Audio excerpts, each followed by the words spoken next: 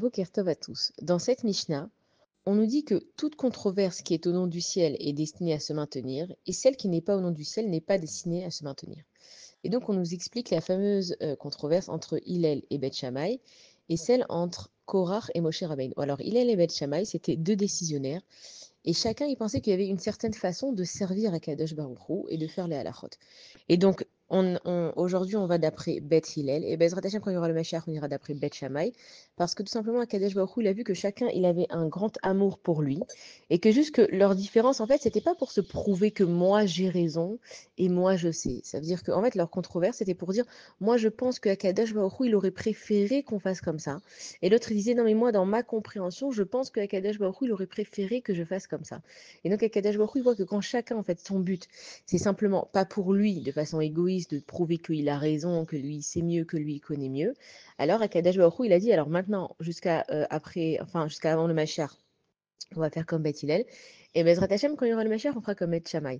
Et la controverse de Korach, alors l'histoire de Korach qui s'est révolté contre Moshe Rabbeinu, c'est que Korach, il avait vu qu'un de ses descendants, ça serait Shmuel Hanavi, et que Shmuel, en fait, Shmuel Hanavi, il allait être aussi fort que Moshe et Aaron. Et on dit ça, en fait, dans le vendredi soir, quand on fait les Choules et Ranena, on fait les Teilim, il y a marqué Moshe ve'Aaron bechoanav ou Shmuel bekoré Shemo. Ça veut dire qu'en fait, Moshe et Aaron ensemble, ils équivalaient Shmuel.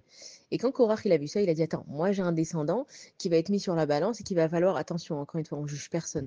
C'est Akadosh Baruch Hu qui fait les comptes, c'est-à-dire que Shmuel il était très important dans sa génération et que Moshe Rabbeinu et Aaron dans sa génération, ils avaient besoin d'être deux. C'est pas nos calculs, on rentre pas dedans. Mais justement, Korach, il est rentré dans les calculs et il s'est dit, attends, si moi, mon descendant, il vaut autant que Moshe et Aaron, pourquoi c'est pas moi, en fait, qui va être le manhig, le guide du Ham Israël? J'ai toutes les qualités. Et c'est là qu'il a sorti sa fameuse histoire en disant, est-ce qu'une pièce qui est remplie de sfarim, elle a encore besoin d'une mezouza à l'entrée? Est-ce que un talit qui est complètement cachère, il a encore besoin de rajouter un fil bleu? Et donc, qu'est-ce qu'il a fait, Korach? Il a pris toutes les personnes qui n'étaient pas d'accord dans leur vie, peu importe c'était quoi leur siba, et il leur dit, regarde, si t'es pas d'accord, ça c'est à cause de Moshe Rabbeinu, parce que comme c'est lui en fait le guide du Ham Israël, donc c'est Moshe Rabbeinu, si toi t'es pas content, c'est forcément que lui il a fait une loi ou il a dit une loi qui n'est pas d'accord, et donc il a rassemblé autour de lui plein de personnes, et il s'est révolté contre Moshe Rabbeinu. Mais lui, sa controverse, elle n'était pas les Shem Shamaim parce que sa pensée, elle venait de l'orgueil. Et ça, à Kadosh Baruch Hu, même si nous, en plus là on arrive avant Rosh Hashanah, même si nous on fait des actions et qu'on essaye de montrer à tout le monde que non, on fait ça vraiment parce qu'il fallait, parce que Hachem il a dit, Kadesh Baruch Hu, lui, il sonde les cœurs. Il sait exactement de où elle est partie notre pensée. Donc Dieu, on va pas le tromper. C'est pour ça qu'à Rosh Hashanah, heureusement que c'est Akadosh Baruch Hu le juge et qu'on n'a pas affaire à la justice des êtres humains, qui pourraient pas savoir ce que chacun il a dans le cœur. C'est que des fois, on pourrait interpréter quelque chose de bien et en fait, ça avait une mauvaise base. Et des fois, le contraire. Donc heureusement que c'est Akadosh Baruch Hu qui nous juge. Comme ça, chacun, il a vraiment ce qu'il mérite.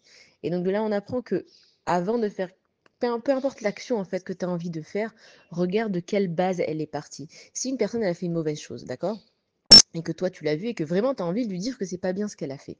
Réfléchis pourquoi tu vas lui dire que c'est pas bien. Est-ce que c'est ton problème? Est-ce que c'est toi qui dois la juger? Ou alors est-ce que vraiment, mais vraiment à l'intérieur de toi, tu vois que cette personne elle est en train de se gâcher et t'as pas envie qu'elle se gâche et que c'est dommage qu'elle fasse ça. Donc ta pensée c'est vraiment en fait pour que cette personne elle puisse servir à Kadosh Baruch Hu. Là c'est une chose, il y a une façon de le faire. Mais si ta pensée, c'est parce que cette personne-là, en fait, à toi, elle t'a embêté, à toi, elle t'a causé du nézek, un dégât, et qu'à ce moment-là, tu te sens obligé de la corriger, alors là, c'est plus pour Hachem, c'est pour toi. Donc dans cette Mishnah, on apprend de faire bien attention de quelle base, en fait, par notre pensée, et qu'une controverse qui est pour Akadosh Baruch Hu, elle reste, et une qui est contre Akadosh Baruch Hu, elle ne restera pas. Bonne journée à tous.